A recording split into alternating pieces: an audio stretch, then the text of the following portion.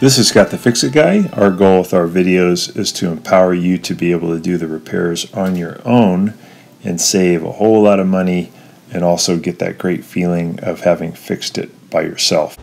Today we have a GE oven that is not heating up, and it's probably due to a faulty igniter, which is really easy to replace. So we're going to be replacing that today. I lifted the oven door right off of the hinges. I'm going to pull out the racks. You don't have to take off the oven door, but it's pretty easy to do, and it gives you more room to work. Got out the oven racks, and I'm just sitting in front of the oven. Got it unplugged. I'm going to take out these screws that are holding on the bottom panel. These are just standard head screws. Sometimes you can just do it by hand, or you might need a standard head screwdriver. Once you get those screws out, you can take off the bottom panel, and the igniter is just right there. Pulling off the bottom panel. And this is a GE, so they often have a round type of an igniter, which is less common. Usually they're flat. So there's our igniter hooked to the burner tube. I'm going to remove this 1/4 inch screw here in the front of the Venturi burner tube. And then I'm going to take out the bottom boiler pan and just lift it out. And that's going to allow me to get to a couple of screws underneath here. There's one right there and one right there, and they're 1/4 inch screws that are holding the bottom of that Venturi burner tube in position. So I'm going to take out those two 1/4 inch screws, and then I can pull the whole Venturi burner tube out pretty easily. I do have to remove a couple of wire connections underneath here also. One is on the safety valve. It's a spade connector, and I'm just going to pull that one down to remove it right there. There's a spade connector. And then the other one is a modular connector, and I just have to pull these two apart. It disconnects. Now I can lift the whole burner tube igniter out of the oven. So I'm going to kind of twist and lift it up, and that's going to allow me to get to the screws that are holding it on. Before I remove the screws, I'll put a little bit of oil on the threads of the screws, because a lot of times they're corroded and they become really hard to get out. But if you lubricate them with any kind of oil, it makes a big difference. You can even use cooking oil. My recommendation is to use very little oil, because if you get oil everywhere, it'll smoke really bad when you turn the oven back on. So as little oil as possible right on the threads will really help. And then once I get the oil on there, I'll just use a 1/4 inch driver to zip out those 1/4 inch screws, and then I can exchange it with a new igniter. These igniters last about 4 or 5 years. And then the symptoms are they just don't heat up anymore, or they heat up really, really slow. And sometimes they even cause like a small explosion that makes the oven door pop open. So now we have the new one. We're going to cut off the wires from the old one about maybe 1 inch away from the igniter. And then we're going to splice in, we remove about 1/4 inch of the insulation. We're going to splice in those old wires onto the new igniter. The new igniter has these spade connectors, but I'm going to just cut them off, and then I'm going to strip 1/4 inch.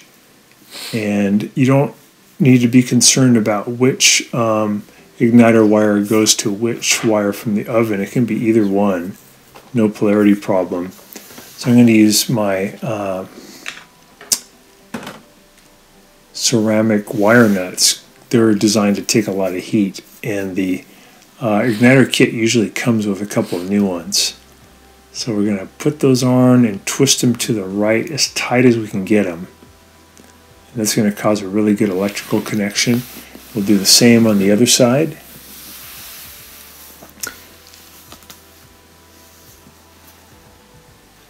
Get that nice and tight. These oven igniter repairs are really fun. They're fast and easy. We're going to put the igniter in position, and we're going to add those two 1/4 inch screws back in. You can even wipe them off if they have any extra oil on them, so just so you don't get the smoking.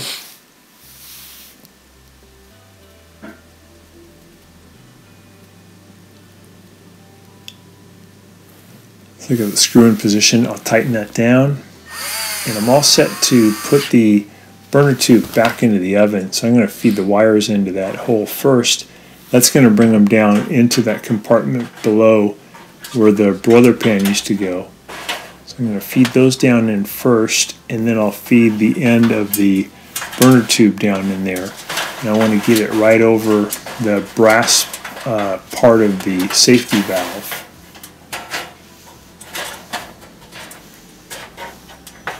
So I'm just feeding that stuff in there, and here I am underneath. I'm going to grab this and feed it over the brass piece there so it's nice and secure, and then I can add those screws back in.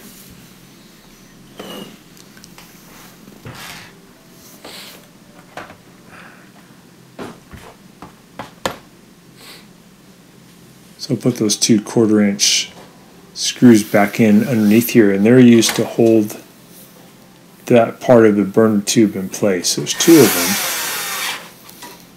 You can use a long extension, makes it easier to get to those screws because they're kind of in a tight position. Put those in. We'll do our electrical connections underneath here. One of these spade connector goes to the safety valve right here, and the other one hooks to the modular connector right here, the yellow wire. And then once we get those hooked up, we're going to kind of tuck them back in toward the back part of the firewall, get them out of the way. We don't want them to hit the broiler pan.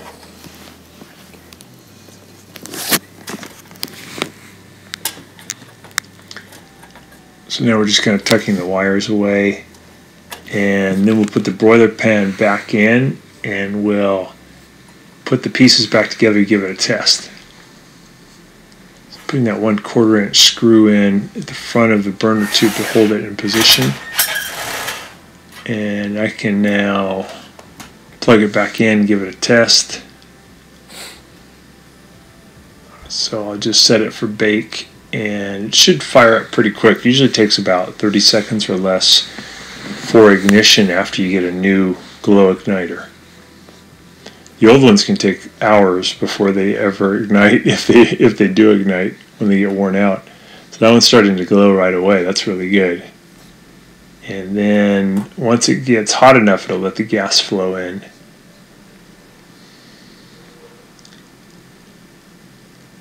So right about now, we'll start getting the gas. There we go. Got a nice flame. So that's great. So I'll turn it off, and then I'll let it cool down, and I can put the panels back in. So I'm putting the bottom broiler pan back in. Got that. Here's the bottom panel. I feed in the front of the lip first toward the front of the oven, and then I let the panel go down in the back, and I'll add those 2 standard head screws to hold it in position.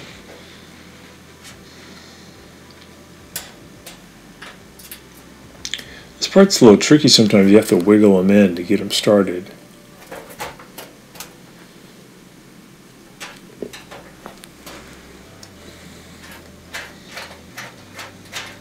So depending on how much baking that you do, I should get about 4 or 5 years out of these igniters.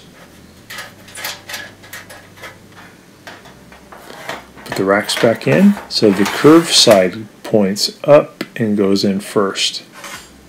So second one.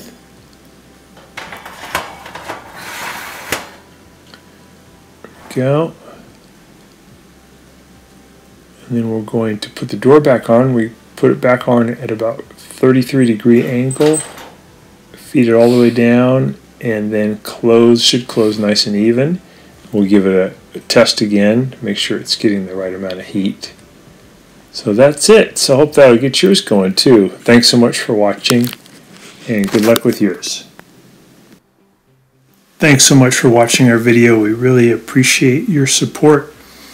And when you get a chance, please press the subscribe button below so you can be subscribed, and also the notification bell so we can send you more videos about appliance repair.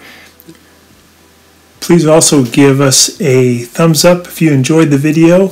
If you really liked the video and it really helped you, please press this new applaud button, and you can show your support and also get a nice clapping hands for your video. Thanks again.